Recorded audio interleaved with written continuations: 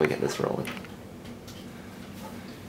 So yeah, again, I like where we're going. If we could go backtrack just a bit Sure. to that first deployment, to that first tour, and you mentioned that at first in the wake of 9/11, you were totally on board with the mission, with what you were doing there and your purpose there.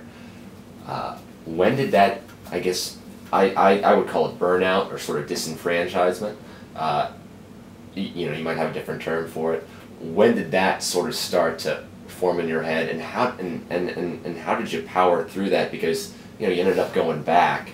How did you sort of control that with yourself? Tell me a little bit about that if you could.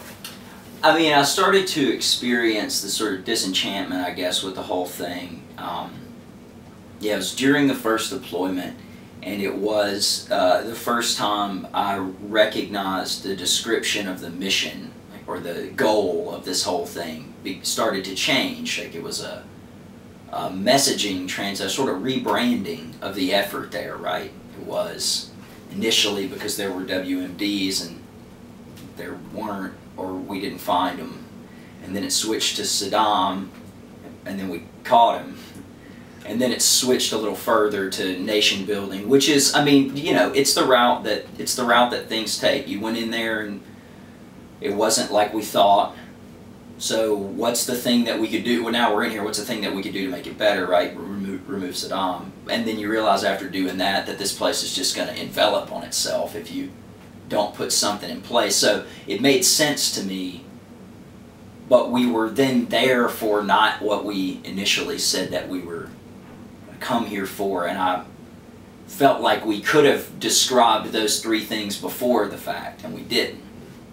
And I guess, I mean, again, I'm very proud of my service, and I love this country, but I felt like we could have said all three of those things were the plan beforehand, and we didn't. And I felt that because we didn't, part two only happened because part one didn't go like we thought it would.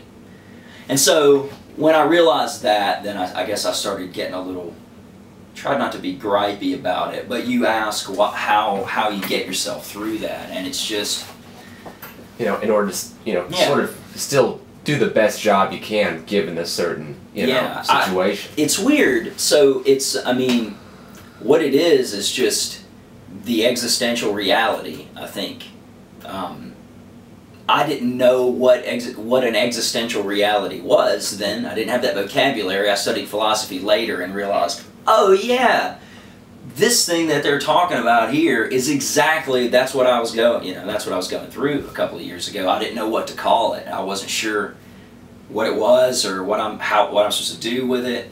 But I guess the cool thing about when you come upon these moments of existential clarity and you realize that here you are, and here's what it is, and here's what it's not, and you aren't leaving, and you're not the only one here. Like, look around. So it wasn't that I was trapped in something that I didn't believe in or didn't support anymore. I was trapped in some place that I didn't want to be for reasons I wasn't confident about. But I look around me, and I was surrounded with people that I love and care about, like, to this day. I had a phone call this morning on my way here with a guy that I deployed both times, the first and second deployment to Iraq with.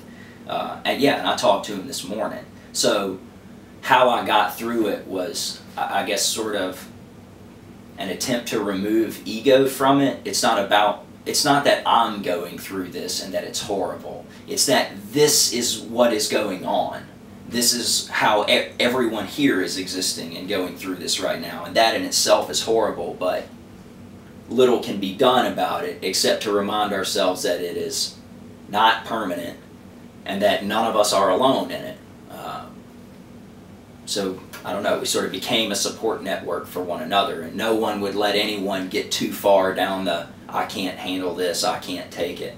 So we would combat that existential reality with, I guess, the tools of camaraderie and memories of home, maybe. But that's great.